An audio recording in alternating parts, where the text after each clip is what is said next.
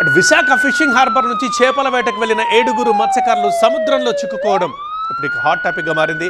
ఆ breaking news మనం చూస్తున్నాం. సముద్రంలో చిక్కుకోవడం వారు కలకలం రేపుతోంది. ఈ నెల 1న విశాఖ నుంచి చేపల వేటకు వెళ్లిన అప్పలరాజు, బండయ్య, గరగయ్య, సీతుడు, చిన్నమ్మోరు, కారి చిన్నయ్య అనే మత్స్యకారుల ఫోన్లు స్విచ్ ఆఫ్ అయ్యాయి. మత్స్యకారుల ఫోన్ల సిగ్నల్స్ కట్ అవ్వడంతో కుటుంబ సభ్యులు ఆందోళన పడుతున్నారు. అధికారులకు సమాచారం ఇవ్వడంతో మత్స్యకారుల ఆచూకీ కోసం రెస్క్యూ ఆపరేషన్ నిర్వహిస్తున్నారు. నేవీ, మెరైన్, కోస్ట్ గార్డ్ గాలింపు చేపట్టారు. ఇంజన్లో సాంకేతిక లోపంతో బోటు ఆగిపోయి ఉంటుందని అధికారులు భావిస్తున్నారు. ఇక సముద్రంలో చిక్కుకున్న మత్స్యకారుల్లో 6 భోగాపురం ముక్కాంకు చెందినవారు కాగా మరొకరు భీమిలివాసి. అయితే అల్పపీడన ప్రభావంతో సముద్రం అల్లకల్లోలంగా మారడం మత్స్యకారుల కుటుంబ సభ్యుల్ని భయపెడుతోంది.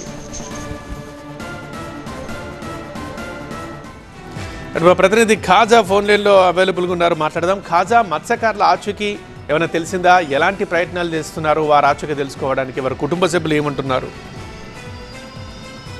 మత్స్యకారుల ఆచూకీ కోసం సెర్చ్ ఆపరేషన్ కొనసాగుతోంది. ఒకవైపు మెరైన్ పోలీసులు గత రాత్రంతా కూడా గాలింపు చర్యలు ప్రారంభించారు. దీంతో పాటు వాళ్ళ పరిమితి కొంతవరకే ఉంటుంది కాబట్టి సముద్రంలో వాళ్ళు నేవీ అలాగే కోస్ట్ గార్డ్ సిబ్బందికి కూడా సమాచారం ఇచ్చారు. మరి కాసేపట్లో నేవీ, కోస్ట్ గార్డ్ సిబ్బంది సెర్చ్ ఆపరేషన్ ప్రారంభించే అవకాశం ఉంది. వీరంతా కూడా వైజాగ్ ఫిషింగ్ హార్బర్ నుంచి ఈ నెల 1వ తేదీ తెల్లవారుజామున 3 గంటలకి బయలుదేరారు. IND-AP MM-V583 నెంబర్ గల ఈ బోట్లో 7 మత్స్యకారులు వేటకు వెళ్లారు. అయితే అల్పపీడనం కారణంగా సముద్రం అల్లకల్లోలంగా మారడంతో పాటు బోటు కాస్త ఇంజన్ మొరాయించే పరిస్థితులు కనిపించడంతో ఒక్కసారిగా వాళ్ళు ఈ నెల 4వ తేదీ మధ్యాహ్నం 2 గంటల సమయంలో వాళ్ళ కుటుంబ సభ్యులకు కాల్ చేశారు.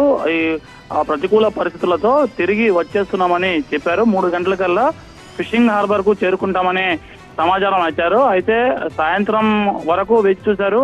మరుసటి రోజు వరకు కూడా వాళ్ళు రాత్రి కూడా చేరుకోలేకపోవడంతో ఒక్కసారిగా తీవ్ర ఆందోళన చెంది అధికారుల దృష్టికి ఈ సమాచారాన్ని తీసుకెళ్లారు. దీంతో అధికారులు అప్రమత్తమయ్యారు. ఒకవైపు ఫిషింగ్ అధికారులు, దీంతో పాటు మెరైన్ పోలీసులు కూడా ఆ రంగంలోకి దిగారు. వాళ్ళ వివరాలను సేకరించి సెర్చ్ ఆపరేషన్ ప్రారంభించారు. దీంతో పాటు ఈ కోస్ట్ గార్డ్ అలాగే ఈ నేవీ సిబ్బంది కూడా సమాచారం ఇచ్చారు. మరి కాసేపట్లో వాళ్ళు సెర్చ్ ఆపరేషన్ కొనసాగించే అవకాశం ఉంది. అయితే ఎక్కడో ఒక చోట ఈ బోటు మొరాయించి వాళ్ళు లంగరు వేసుకుని ఉంటారనే ప్రస్తుతానికి అధికారులు భావిస్తున్నారు.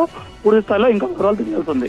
రైట్ ఖాజా, అది 7 మత్స్యకారులు సముద్రంలో చిక్కుకుపోయారు. వారి కుటుంబ సభ్యులు ఇక సాయంత్రం దాకా రాకపోయేసరికి, తెల్లారి కూడా రాకపోయేసరికి కంప్లైంట్ ఇచ్చారు. ప్రస్తుతం ఇక వారి కోసం సెర్చ్ ఆపరేషన్ స్టార్ట్ అవుతోంది.